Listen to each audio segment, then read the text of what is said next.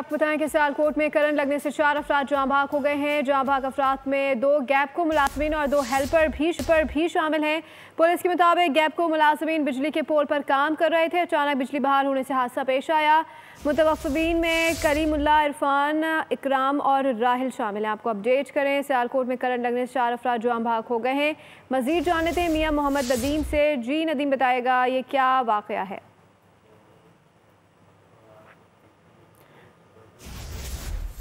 मोहम्मद नदीम, आगाह कीजिएगा, तमाम तरह हादसा कैसे पेश आया?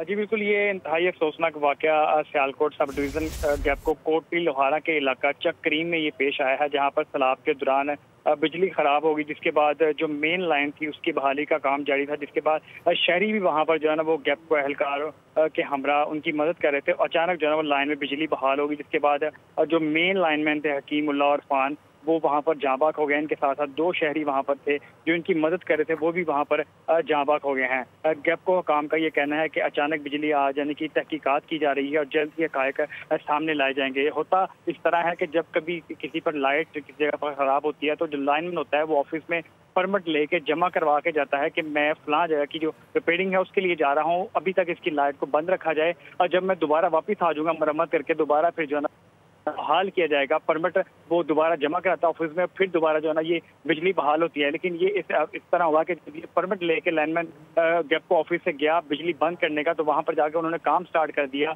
तो काम स्टार्ट के दौरान ही जो है ना वो दोबारा लाइट बहाल होगी और जो 4 लोगों की जानें जो है ना वो जा चुकी हैं। तो ऐसी वापता का ये कहना है कि इस पे तहकीकात कर रहे हैं कि कैसे लाइट जो है ना वो दोबारा बहाल हुई, जिससे 4 लोगों की जानें चली गई। बहुत शुक्रिया मियाँ मोहम्मद नदीम, हम तफसीलन आगाह कर रहे थे।